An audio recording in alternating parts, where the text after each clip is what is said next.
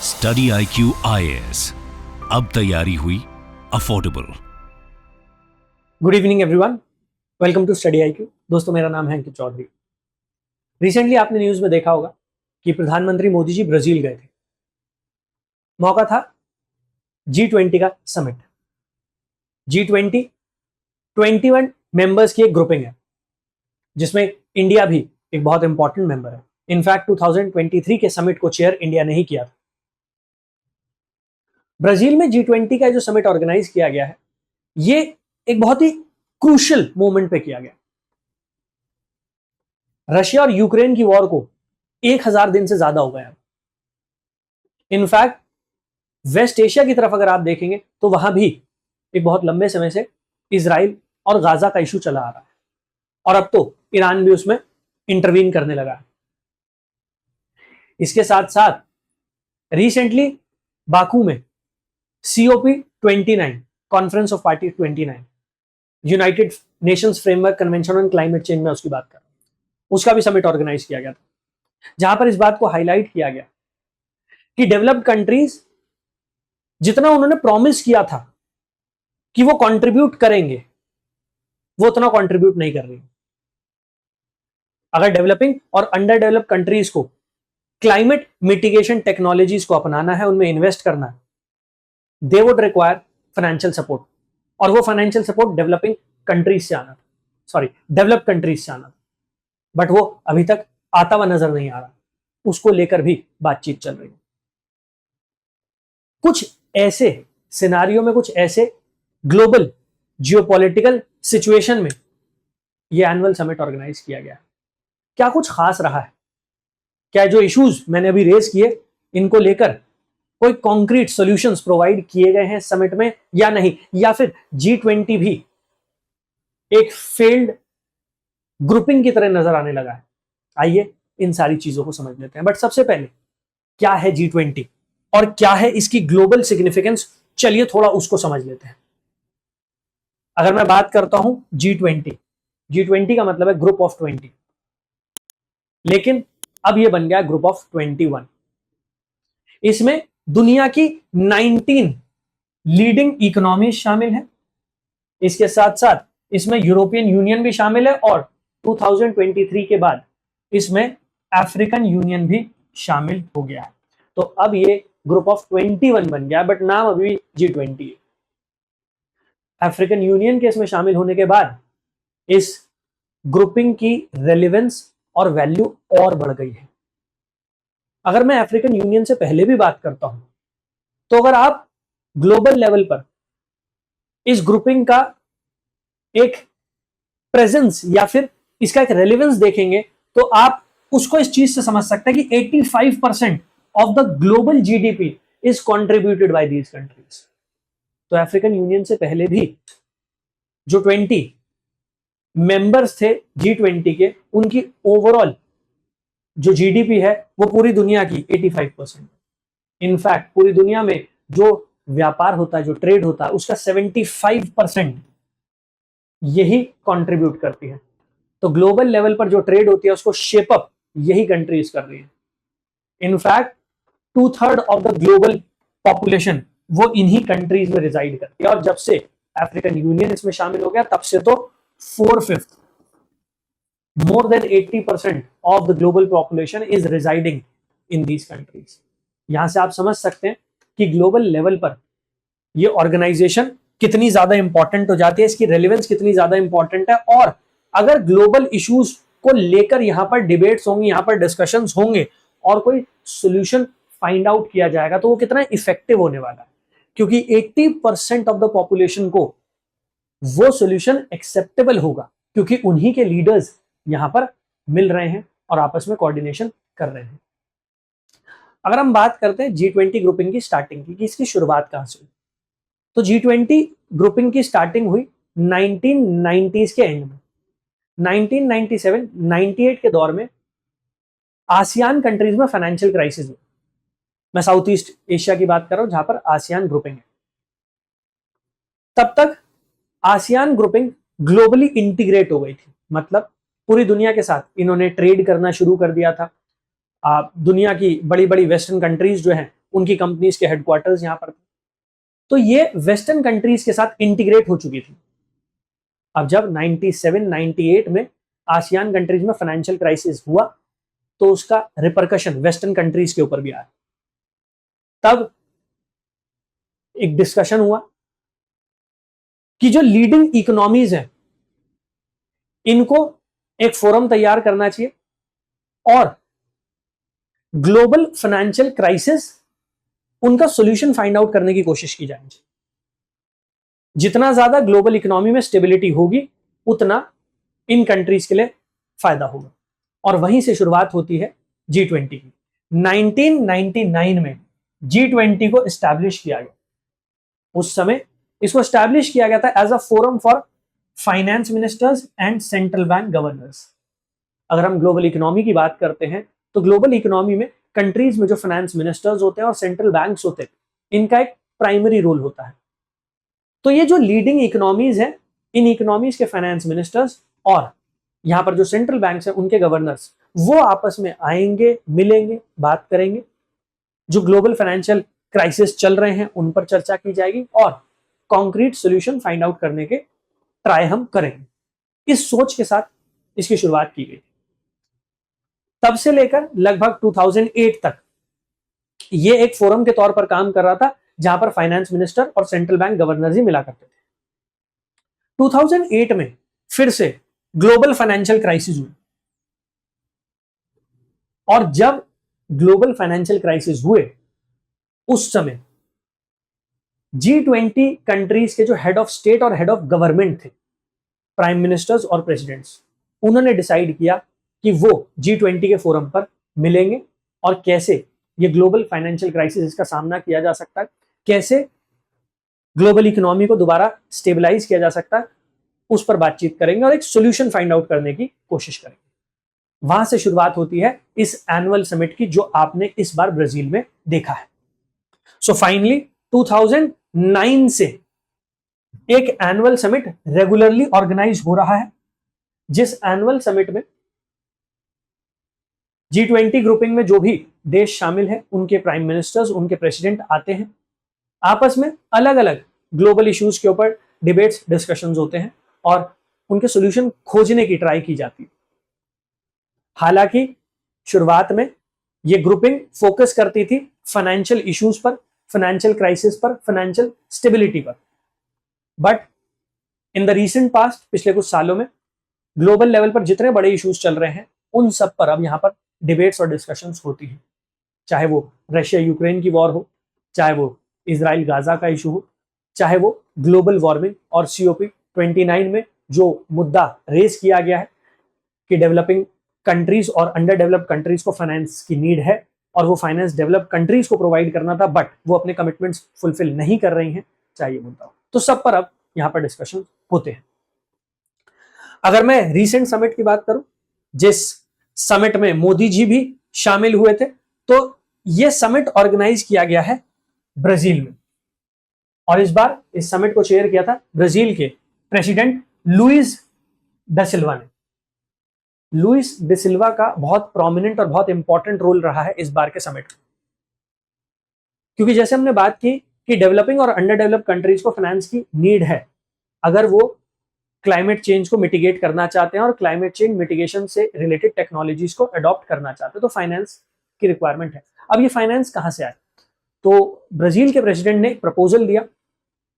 In fact जो G20 की joint statement आई है उसमें भी इस बात को शामिल किया गया। उन्होंने कहा जो सुपर रिच हैं, जो बिलियनियर्स हैं, उनके ऊपर उतना टैक्स नहीं लग रहा है जितना एक आम आदमी के ऊपर लग रहा है, और इसी वजह से ग्लोबली सभी देशों को अपने यहां जो सुपर रिच हैं, जो बिलियनियर्स हैं, उनके ऊपर टैक्स बढ़ाना चाहिए।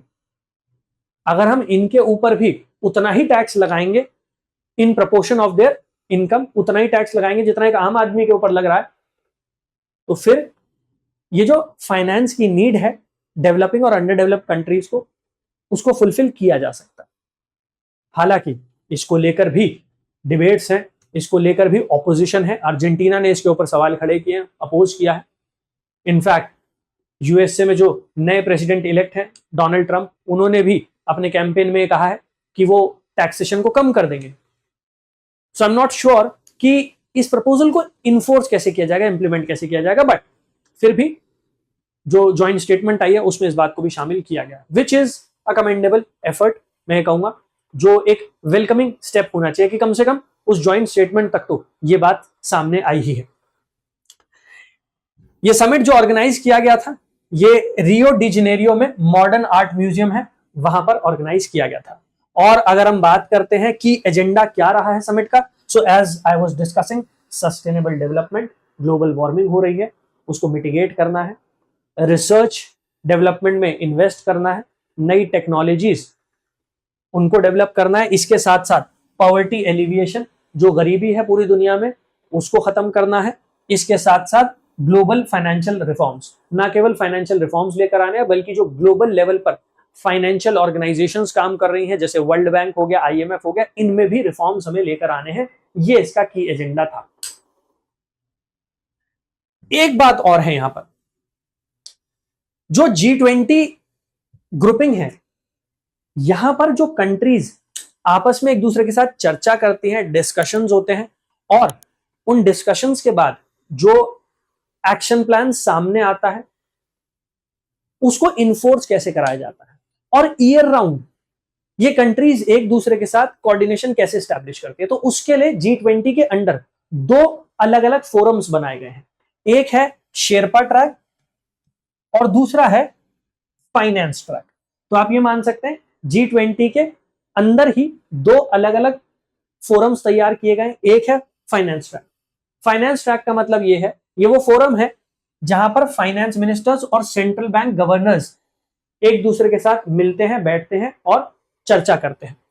So it is for addressing fiscal and monetary policy issues.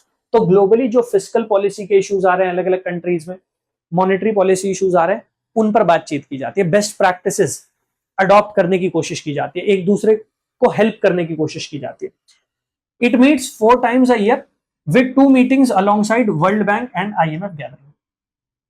तो ये जो फाइनेंस ट्रैक है, ये फोरम जो है, इसकी साल में एटलीस्ट 4 मीटिंग होती है, जिनमें से 2 मीटिंग वर्ल्ड बैंक और आईएमएफ की जो एनुअल गैदरिंग्स होती है उनके साथ साथ ऑर्गेनाइज कर दी जाती है। दूसरी तरफ है शेरपा ट्रैक। ये जो वर्ड है शेरपा, शेरपा जो मेंबर कंट्रीज हैं उनके रिप्रेजेंटेटिव हैं। तो मतलब जो मेंबर कंट्रीज की गवर्नमेंट्स हैं, उन गवर्नमेंट्स के अंडर फंक्शन करने वाले जो पब्लिक ऑफिशियल्स हैं वो शेरपास कहलाते हैं। Sherpas personal emissaries of leaders, oversee negotiations and coordinate the substantive work of G20। अब जैसे G20 का एक एनुअल समिट हो गया, एनुअल समिट में कुछ इंपॉर्टेंट बातों पर डिस्कशन हुआ, कुछ इंपॉर्टेंट डिसीजंस लिए गए और एक ज्वाइंट स्टेटमेंट सामने आई। अब इस ज्वाइंट स्टेटमेंट पर क्या एक्शंस लिए जाने हैं और नेक्स्ट समिट तक एक कंटिन्यूटी मेंटेन करने के लिए शेरपा ट्रैक को ऑर्गेनाइज किया गया। तो शेरपास जो है वो मेंबर कंट्रीज के रिप्रेजेंटेटिव्स हैं, पब्लिक ऑफिशियल्स हैं, जो ये इंश्योर करते हैं कि समिट का एक पूरा का पूरा एजेंडा तैयार किया जाए, एजेंडे पे डिस्कशन हो और डिस्कशन के बाद जो डिसीजंस लिए गए हैं वो ग्रास रूट लेवल पर, ग्राउंड लेवल पर इन्फोर्स किया जाए, इंप्लीमेंट किया जाए। तो ये दोनों फोरम्स हेल्प करते हैं G20 को year long functioning, proper functioning. अब अगर हम बात करते हैं जो ये समिट रियो डी जेनेरियो में ऑर्गेनाइज किया गया है, यहां पर मेन एजेंडा क्या था। तो जब मैं बात करता हूं मेन एजेंडे की, तो अभी हमने जैसे देखा सस्टेनेबल डेवलपमेंट, इसके साथ साथ टैक्सिंग द सुपर रिच। ये एक बहुत ही कॉन्फ्लिक्टिंग और एक बहुत ही डिस्प्यूटेबल मुद्दा था जिसको लेकर G20 पर डिस्कशंस हुए हैं। हालांकि कुछ कंट्रीज ने इसे अपोज भी किया है, बट फाइनली जो ज्वाइंट स्टेटमेंट आई है उसमें सुपर रिच को टैक्स किया जाएगा, उसको लेकर बातचीत जरूर की गई है। Combating poverty and reforming global financial institutions. इसके साथ साथ जैसा मैंने कहा था स्टार्टिंग में कि बहुत ही क्रूशियल जंक्शन पर G20 का यह समिट ऑर्गेनाइज किया गया, और वो है यूक्रेन और रशिया के बीच में वॉर। अब रशिया और यूक्रेन के बीच में जो वॉर चल रही है, इसको लेकर यहां पर डिस्कशन तो हुआ है, लेकिन प्रॉब्लम यह है कि जो मेंबर कंट्रीज हैं वो इससे सैटिस्फाइड नहीं। स्पेशली अगर मैं बात करता हूं जर्मनी की, जर्मनी के चांसलर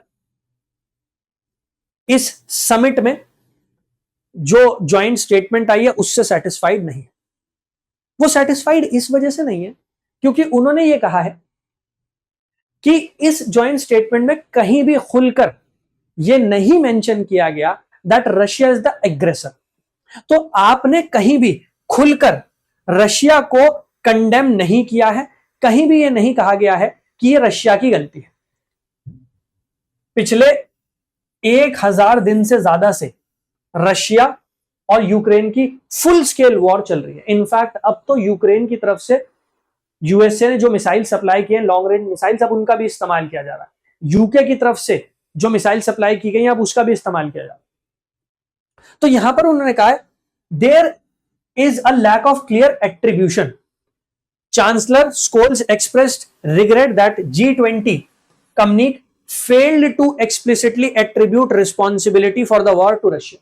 उनका यह मानना है कि रशिया इज द एग्रेसर, और जब G20 ग्रुपिंग मिल रही है और बातचीत कर रही है रशिया और यूक्रेन की वॉर के ऊपर, तो क्यों खुलकर साफ शब्दों में यह नहीं कहा गया कि रशिया इज द एग्रेसर, ये रशिया की गलती है, रशिया गलत कर रहा है, उसको क्यों अपोज नहीं किया गया इस statement. The absence of a strong stance on Ukraine conflict in the G20 statement raises questions about group's ability to address major geopolitical issues effectively। और इसी वजह से कहा जा रहा है whether G20 is failing or not। ये एक बहुत बड़ा और बहुत रेलिवेंट इशू है जिसको लेकर बातचीत होनी चाहिए और एक स्ट्रॉन्ग स्टेटमेंट आनी चाहिए थी, ऐसा मानना है जर्मनी के चांसलर का। लेकिन एक स्ट्रॉन्ग स्टैंड नहीं लिया है G20 ग्रुपिंग में। तो क्या G20 ग्रुपिंग ग्लोबल इश्यूज का कोई रेजोल्यूशन फाइंड आउट करने के लिए तैयार अभी नहीं है? और अगर नहीं है तो it is showing a failure on it's part. इस बात को वो हाईलाइट कर रहे हैं। इसके साथ साथ इजराइल और गाजा का इशू, जर्मनी के चांसलर ने यह भी कहा है कि Israel has the right of self defence. Hamas ने इजराइल के ऊपर अटैक किया और उसने सेल्फ डिफेंस में कार्रवाई की है। तो क्यों G20 के इस जॉइंट डिक्लेरेशन में कहीं भी मेंशन नहीं किया गया that Israel has the right of self defence. So Scholz noted the communique's failure to clearly state Israel's right of self defence, indicating a lack of consensus, जो साफ साफ इस बात की तरफ पॉइंट कर रहा है कि यहां पर G20 फोरम में इजराइल और गाजा के इशू को लेकर एक कंसेंसस नहीं है। मतलब कुछ कंट्रीज ऐसी हैं जो इजराइल के इस एक्शन को सपोर्ट करने को तैयार नहीं है, और इसी वजह से फाइनली जो जॉइंट स्टेटमेंट आई है उसमें कहीं भी क्लियर वर्ड्स में इस बात को शामिल नहीं किया गया। इनफैक्ट हमास की रिस्पॉन्सिबिलिटी है वो भी कहीं मेंशन नहीं किया गया। Chancellor also pointed out the absence of a clear statement on Hamas responsibility for the current escalation in Middle East। Middle East में इस समय जो भी कुछ हो रहा है उसके पीछे सबसे बड़ा कारण है हमास, क्योंकि हमास ने ही 2023 में इजराइल के सदर्न रीजन में अटैक किया था और उसी की वजह से कॉन्फ्लिक्ट इतना बड़ा हुआ है, ये कहना है जर्मनी के चांसलर का। और उन्होंने कहा तो क्यों इस स्टेटमेंट में हमने उस बात को एड्रेस नहीं किया, क्यों हमने हमास की रिस्पॉन्सिबिलिटी फिक्स नहीं की है, इस बात को लेकर भी सवाल खड़े किए गए हैं उनकी तरफ से। सो दैट मीन्स अगर हम बात करते हैं जियोपॉलिटिकल इश्यूज की तो शायद G20 फोरम वो करेक्ट फोरम नहीं है जो जियोपॉलिटिकल इश्यूज का कोई relevant effective solution find out कर पाए। G20's difficulty in reaching a consensus on major conflict reflects the changing landscape of international alliances and power dynamics। So that means G20 grouping में जो countries हैं वो खुद divided हैं। वो खुद आपस में कंसेंसस नहीं बिल्ड कर पा रही हैं कि किसकी रिस्पॉन्सिबिलिटी फिक्स की जाए, किसकी गलती थी। ना रशिया को कंडेम किया गया है और ना ही ये कहा गया कि हमास की गलती है, और इसराइल के पास राइट ऑफ सेल्फ डिफेंस है, जो इस बात को पॉइंट आउट कर रहा है कि G20 फोरम में भी ग्लोबल जियोपॉलिटिक्स को लेकर कोई कंसेंसस बिल्ड नहीं हो पा रहा है और अलग अलग कंट्रीज अपने अपने अलायंस चूज कर रही हैं। इसके साथ साथ economic implications, geopolitical tensions are increasingly affecting economic cooperation, a core focus of G20। अगर ग्लोबल इश्यूज का, ग्लोबल क्राइसिस का कोई सॉल्यूशन फाइंड आउट नहीं किया जाएगा तो फाइनली जिस पॉइंट ऑफ व्यू से G20 को इनिशिएट किया गया था, that is finding solution to economic crisis, financial crisis, वो भी शायद अचीव करना मुश्किल हो जाए। ग्लोबल ट्रेड, उसको बढ़ावा देना मुश्किल हो जाए। यहां पर उस चीज को भी पॉइंट आउट किया जा रहा है। तो जर्मनी के चांसलर की अगर बात करें, उन्होंने इस चीज को साफ साफ हाईलाइट कर दिया है। तो वहां पर उनका कहना था, द रफर wind in international relations as described by Scholz suggest growing difficulties in maintaining diplomatic unity. तो अलग अलग कंट्रीज, उनके जियोपॉलिटिकल इंटरेस्ट डाइवर्सिफाइड है, अलग अलग है, और इसी वजह से ग्लोबल लेवल पर जो रफर विंड्स है, रफर विंड से यहां पर मतलब है कि जो ग्लोबल लेवल पर जियोपॉलिटिकल टेंशंस चल रही हैं, उसकी वजह से कंट्रीज अलग अलग साइड्स पिक कर रही हैं और उनके बीच में एक कंसेंसस बिल्ड करना काफी मुश्किल हो गया है, जो जॉइंट कम्युनिक में साफ साफ देखने को मिला है। क्योंकि वहां पर ना रशिया को कंडेम किया गया, ना इजराइल के फेवर में वो जॉइंट डिक्लेरेशन देखने को मिलती है। तो ये एक बहुत बड़ा सवाल खड़ा किया गया है जर्मनी के चांसलर की तरफ से। तो जो जॉइंट डिक्लेरेशन आई है, उसको ड्राफ्ट करने में डिफिकल्टीज आई है, अभी हमने देखा क्यों।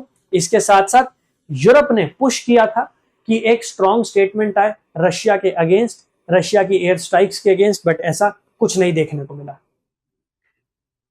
इसके साथ साथ अगर हम बात करते हैं क्लाइमेट और एनर्जी कमिटमेंट, तो क्लाइमेट और एनर्जी कमिटमेंट को लेकर भी यहां पर डिस्कशन हुआ है। ऐसा नहीं है कि इस पॉइंट को मिस आउट किया गया, बिल्कुल उस पर बातचीत की गई है। इनफैक्ट जो G20 का समिट हुआ है, इसके पैरेलली COP29 जो हुआ था, उसमें भी अभी डिस्कशंस चल रहे हैं। लगभग 200 देशों के रिप्रेजेंटेटिव्स बाकू में मौजूद हैं और वो नेक्स्ट कमिटमेंट्स पर बात कर रहे हैं। लेकिन इस जॉइंट डिक्लेरेशन में कहीं भी डेवलप्ड कंट्रीज की रिस्पॉन्सिबिलिटी फिक्स नहीं की गई है।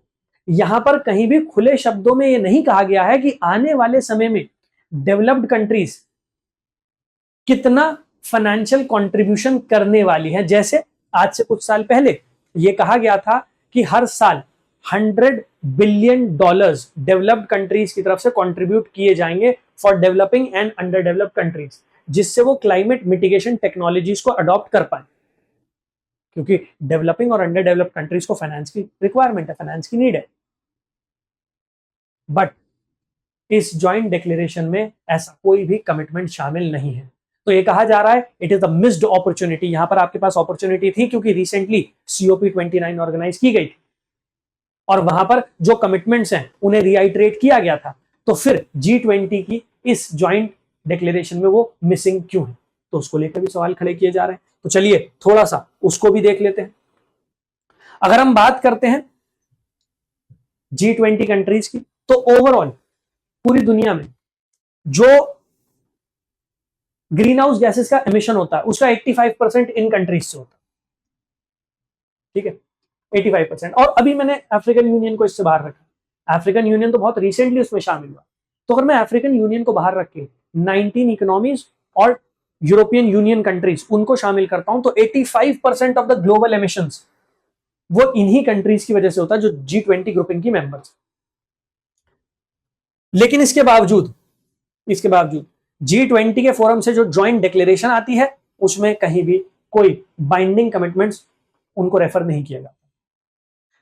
हां, यह जरूर कहा गया है that we have to scale up finance. So scaling up finance, recognition of the need to rapidly increase climate finance from billions to trillions. ये जरूर कहा गया कि भाई अब दिस इज हाई टाइम जो फाइनेंस है उसको बढ़ाना है, और कुछ बिलियन से काम नहीं चलेगा, अब तो कहीं ट्रिलियंस रेज करने पड़ेंगे क्लाइमेट मिटिगेशन के लिए। इसके साथ साथ पेरिस एग्रीमेंट उसे रिअफर्म किया गया, ये कहा गया कि 2015 में जो पेरिस एग्रीमेंट हुआ था वहां पर जो हमने कमिटमेंट्स लिए थे हमें उन्हें फुलफिल करना है, वो भी कहा गया है यहां पर। इसके साथ साथ एनर्जी ट्रांजिशन को लेकर भी बातचीत की गई है, positive signals on renewable energy expansion and improved energy efficiency, कि रिन्यूएबल एनर्जी की तरफ ट्रांजिट करना है, इसके साथ साथ एनर्जी एफिशिएंसी की तरफ काम करना है।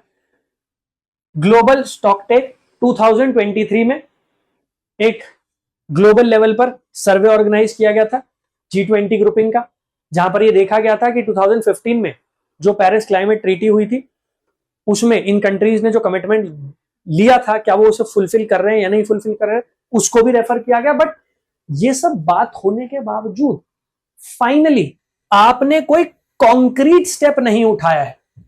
Despite these commitments, G20 failed to provide specific figures for new collective quantified goal।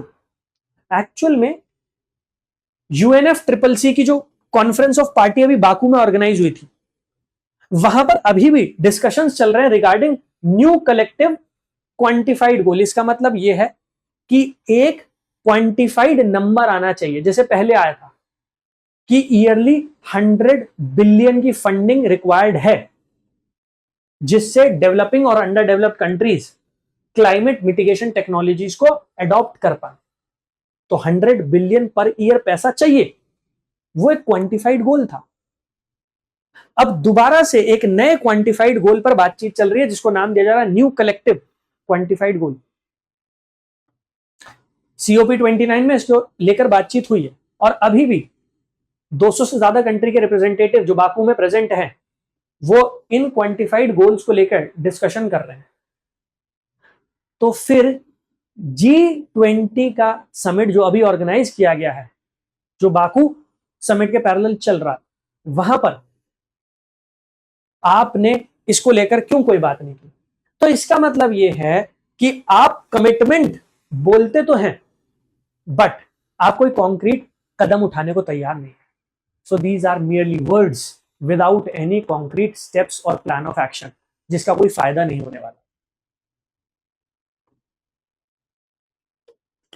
और इसी वजह से बार बार अब ये क्वेश्चन उठ रहा है कि क्या G20 समिट्स फेलियर्स तो नहीं है, जहां पर सिर्फ माउथ सर्विस की जाती है, सिर्फ बातें की जाती है, बट कोई कॉन्क्रीट स्टेप लिए ही नहीं जाते। आप यहां पर देख भी सकते हैं इस बात को। इसके साथ साथ there is a shortfall in action. The G20 summit failed to ignite concrete actions against fossil fuels. अगर आप ग्लोबल वार्मिंग को लेकर इतना सीरियस हैं, G20 कंट्रीज इतनी सीरियस हैं, तो क्यों कोई कॉन्क्रीट स्टेप्स नहीं आए? क्यों सिर्फ पहले क्या किया गया, पहले क्या कमिटमेंट किए गए हैं उन्हें रीआइट्रेट किया गया, बट अब क्या कदम उठाने हैं, कैसे ग्लोबल वार्मिंग को और कंट्रोल करना है, कैसे हमें फॉसिल फ्यूल से रिन्यूएबल एनर्जी की तरफ ट्रांजिशन करना है, उसको लेकर यहां पर कोई कॉन्क्रीट बात नहीं की गई। A critical aspect as the world faces unprecedented warming. Ani Dasgupta जो वर्ल्ड रिसोर्स इंस्टीट्यूट के प्रेसिडेंट भी हैं, उन्होंने भी ये कहा है disappointment in G20's failure to reiterate the commitment to shift away from fossil fuel which was agreed at COP28। तो जो concrete plan of action है that has been missing, और इसी वजह से जो एक्सपर्ट्स हैं जैसे अनी दासगुप्ता, ये लोग ये बोल रहे हैं कि G20 समिट में एक बहुत अच्छी अपॉर्चुनिटी थी, एक बहुत अच्छा मौका था, एक बहुत अच्छी अपॉर्चुनिटी थी, एक बहुत अच्छा मौका था जहां पर आप कोई कॉन्क्रीट कदम उठा सकते थे, आप एक कॉन्क्रीट प्लान ऑफ एक्शन पर बात कर सकते थे। कैसे ग्लोबल वार्मिंग को कंट्रोल करेंगी ये कंट्रीज, क्योंकि 85% से ज्यादा जो ग्रीन हाउस गैसेज एमिट हो रही है वो यही कर रहे हैं, तो रिस्पॉन्सिबिलिटी इन्हीं कंट्रीज की है। तो कैसे आप वो करेंगे, कैसे फाइनेंसेस अवेलेबल करवाए जाएंगे? बट जब बात की जाए concrete plan of action, that has been missing. हाँ, कुछ पॉजिटिव जरूर है, जैसे 2%। तो वेल्थ टैक्स, अभी हमने देखा था कि जो सुपर रिच हैं उनके ऊपर 2% का वेल्थ टैक्स वो लगाया जाएगा, उसको लेकर जरूर यहां पर प्रपोजल आया है। इसके साथ साथ ये कहा गया है कि अगर ये 2% एडिशनल टैक्स उनके ऊपर लगाया जाएगा तो ईयरली $250 बिलियन रेज किए जा सकते हैं, जो $250 बिलियन क्लाइमेट मिटिगेशन की तरफ जाएंगे, रिन्यूएबल एनर्जी सेक्टर की तरफ जाएंगे। तो वो एक पॉजिटिव स्टेप है। लेकिन उसको लेकर भी कोई बहुत ज्यादा उम्मीद नहीं जताई जा रही है, वो इस वजह से क्योंकि अर्जेंटीना ने अपोज किया है। और यूएस की अगर मैं बात करता हूं तो यूएसए के जो प्रेसिडेंट इलेक्ट हैं डोनाल्ड ट्रंप, उन्होंने अपनी रैलीज में कई बार इस बात को रिआइटरेट किया था कि अगर मैं प्रेसिडेंट बन जाऊंगा तो मैं टैक्सेशन को कम कर दूंगा। तो कैसे सुपर रिच के ऊपर, सुपर वेल्दी के ऊपर टैक्स लगाया जाएगा? क्योंकि अगर हम बात करते हैं दुनिया के टॉप 20 बिलियनियर्स की, तो उसमें 16 यूएसए से आते हैं। तो टॉप 20 में से 16 तो यूएसए के ही हैं, और यूएसए के प्रेसिडेंट इलेक्ट ये खुद बोल चुके हैं कि मैं टैक्सेस कम करने वाला हूं। तो कैसे ये प्रपोजल फाइनली अपने अंजाम तक पहुंचेगा, उसको लेकर भी अभी बहुत सारे क्वेश्चंस रेज किए जा रहे हैं। बट फिर भी अगर मैं पॉजिटिव साइड की तरफ देखूं तो यहां पर जो बाइडेन, जो यूएसए के करंट प्रेसिडेंट है, उन्होंने कमिट किया है, he has committed funds to World Bank's International Development Association. तो वर्ल्ड बैंक का एक हिस्सा है इंटरनेशनल डेवलपमेंट एसोसिएशन, वहां पर उन्होंने फंड्स कमिट किए हैं कि यूएसए की तरफ से फंडिंग प्रोवाइड की जाएगी, और ये फंडिंग डेवलपिंग और अंडर डेवलप्ड कंट्रीज की हेल्प करने में लगाई जाएगी। इसके साथ साथ क्लीन एनर्जी पार्टनरशिप, तो यूएस और ब्राजील ने क्लीन एनर्जी पार्टनरशिप वो भी डिक्लेयर की है। इसके साथ साथ चाइना के प्रीमियर शी जिनपिंग, उन्होंने बेल्ट एंड रोड इनिशिएटिव उसको प्रमोट किया था, और उन्होंने ब्राजील को इनवाइट किया था कि आप भी बेल्ट एंड रोड इनिशिएटिव का हिस्सा बनिए, जिसको ब्राजील ने रिजेक्ट कर दिया है। So Xi Jinping tried to promote China's global infrastructure project, refusal to join Belt and Road Initiative, maintaining independence. तो ब्राजील ने बेल्ट एंड रोड इनिशिएटिव को ज्वाइन करने से मना कर दिया। ब्राजील ने भी ये कहा है कि हम अपने इंडिपेंडेंस मेंटेन करेंगे। ये एक यूनिलेटरल इनिशिएटिव है जिसकी स्टार्टिंग चाइना ने की है, और चाइना की सोच के अकॉर्डिंग, चाइना की रिक्वायरमेंट्स के अकॉर्डिंग ही इसको रन किया जा रहा है। That is the reason why Brazil इसे ज्वाइन नहीं करेगा। और जैसा मैं बात कर ही रहा था कि सुपर रिच के ऊपर 2% वेल्थ टैक्स लगाने की बात तो हुई है, लेकिन अर्जेंटीना ने इसे आउटराइटली रिजेक्ट कर दिया है। इसके साथ साथ अगर हम बात करते हैं यूएसए की, तो वहां पर भी कैसे इसे लागू करवाया जाएगा, इट इज क्वेश्चनेबल, क्योंकि जो प्रेसिडेंट इलेक्ट हैं, जो अगले महीने प्रेसिडेंट चुन भी लिए जाएंगे, सिर्फ फॉर्मेलिटी बाकी है। उन्होंने तो क्लियरली ये कह दिया कि मैं तो टैक्स कम करने वाला हूं। तो कैसे ये प्रपोजल अपने अंजाम तक पहुंचेगा, कैसे सुपर रिच के ऊपर ज्यादा टैक्स लगाया जाएगा, दैट इज क्वेश्चनेबल। इसके साथ साथ यूएस चाइना ट्रेड वॉर, उसका भी खतरा सामने नजर आ रहा है, क्योंकि डोनाल्ड ट्रंप ने यह भी कहा है कि चाइना से जो इंपोर्ट किया जा रहा है यूएसए में, उसके ऊपर वो टैक्सेस को बढ़ाने वाले हैं, ट्रेड ड्यूटीज को बढ़ाने वाले हैं। तो अगर वो न्यू टैरिफ इंट्रोड्यूस करते हैं तो यूएस और चाइना की ट्रेड वॉर फिर से री इन्वोगरेट हो जाएगी। तो वहां पर भी ये सवाल खड़ा हो जाता है कि कैसे ग्लोबल फाइनेंशियल इश्यूज जो हैं उनमें इंटीग्रेशन लाया जाएगा, कैसे ये ट्रेड वॉर जो है इसको रुकवाया जाएगा। तो बातचीत तो हो गई है G20 में, बट G20 की जो ज्वाइंट स्टेटमेंट आई है, क्या वो इन्फोर्स हो पाएगी, क्या वो इंप्लीमेंट हो पाएगी, उस पर बहुत सारे क्वेश्चंस रेज किए जा रहे हैं। और इसीलिए इस बार बहुत सारे एक्सपर्ट्स का ये कहना है,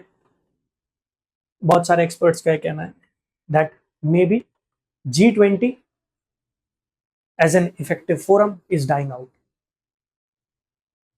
अब अगर हम बात करते हैं चैलेंजेस और लिमिटेशंस की, कि क्या क्या चुनौतियां हैं जिनका सामना करना पड़ रहा है G20 को, क्या क्या चैलेंजेस है, क्या क्या चुनौतियां, अगर हम उसकी बात करते हैं तो पहला तो यही है कंसेंसस बिल्डिंग।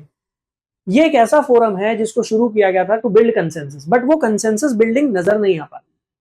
हमने बात की रशिया के इशू की, रशिया और यूक्रेन की वॉर की, हमने बात की इजराइल और गाजा के इशू की, इनके कोई कॉन्क्रीट सॉल्यूशंस नहीं सामने आए हैं।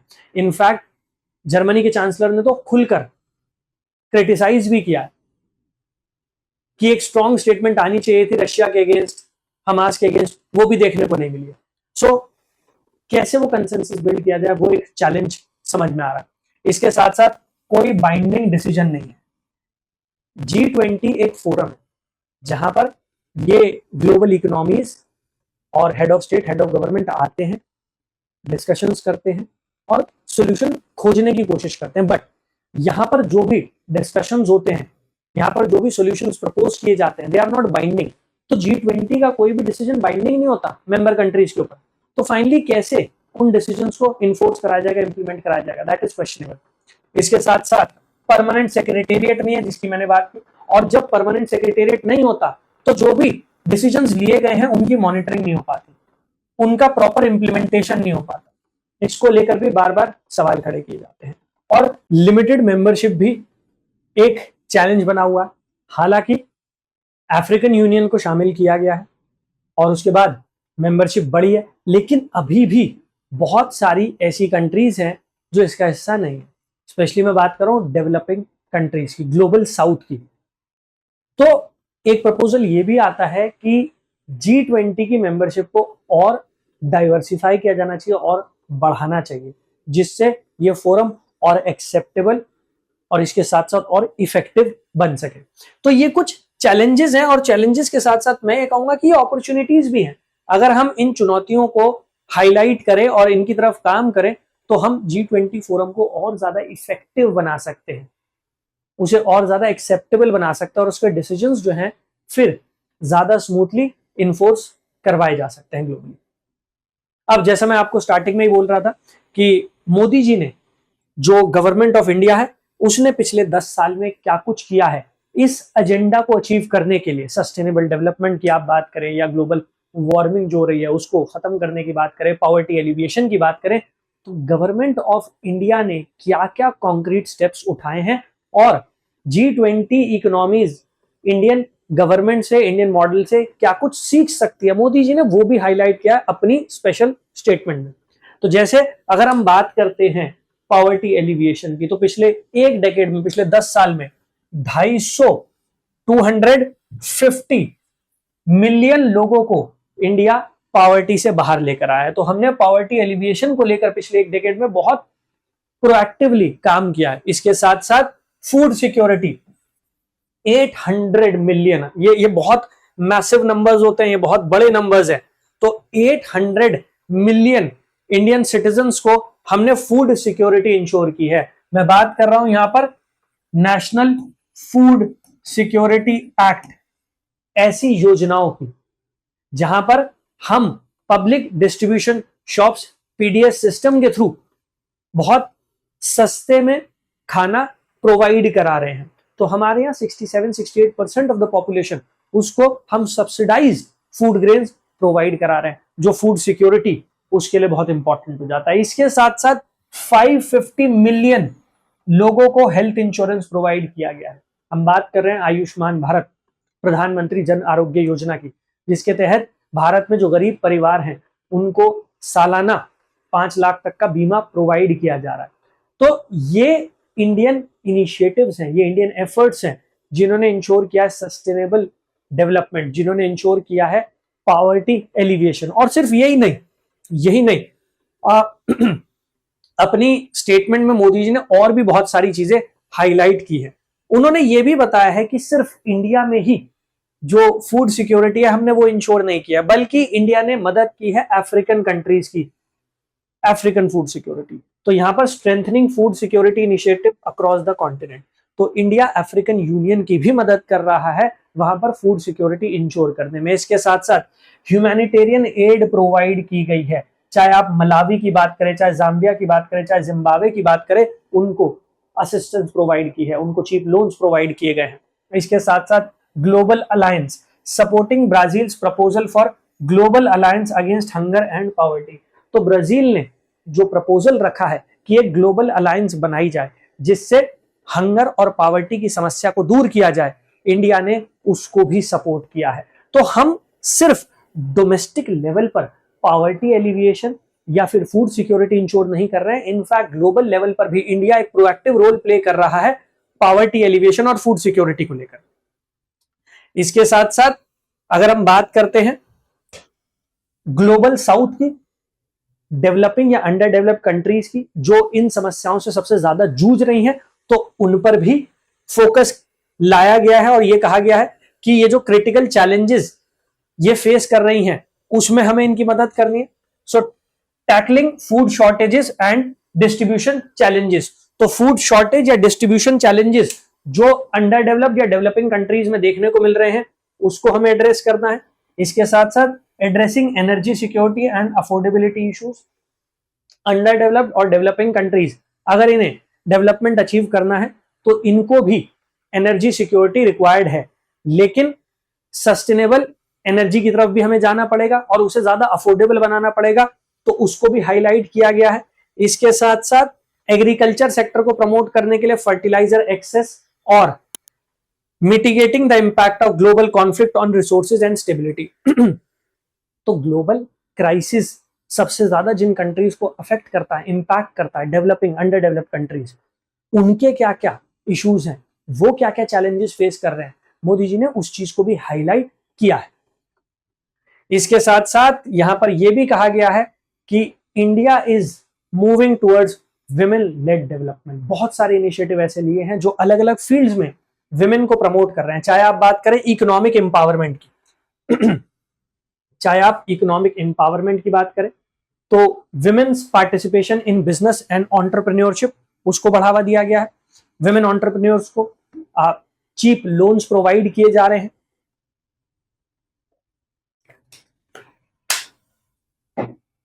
बहुत सारे इंक्यूबेशन सेंटर्स वो एस्टैब्लिश किए गए हैं अलग अलग यूनिवर्सिटीज में, जो विमेन एंटरप्रेन्योर्स को प्रमोट कर रहे हैं, उन्हें आगे लेकर आ रहे हैं।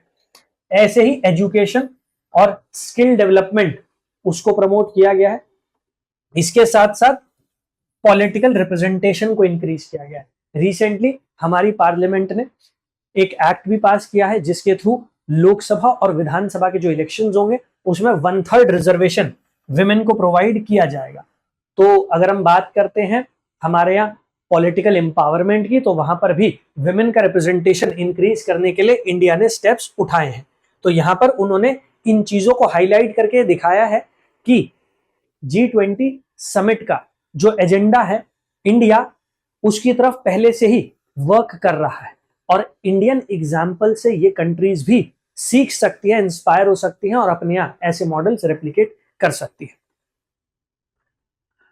अब अगर मैं इंडिया के G20 एजेंडा की बात करता हूं, 2023 में 2023 में इंडिया ने ही G20 को लीड किया था। India was the chair of G20।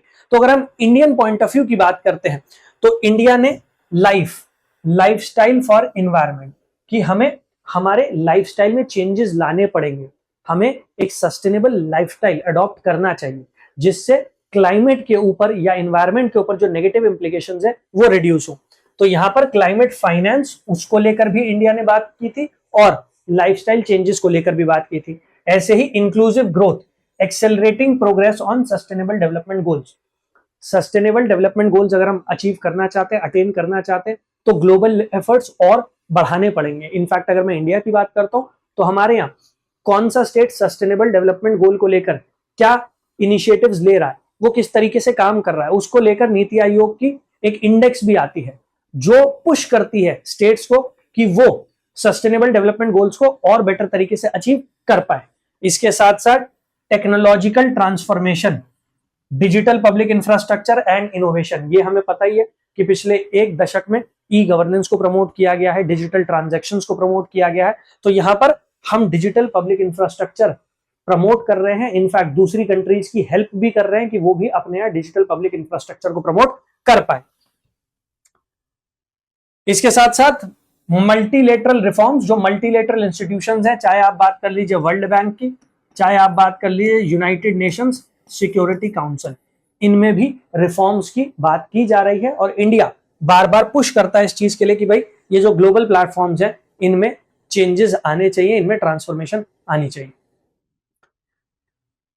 इसके साथ साथ knowledge exchange, encouraging collaboration in key areas such as financial inclusion, digital public infrastructure and tech enabled development।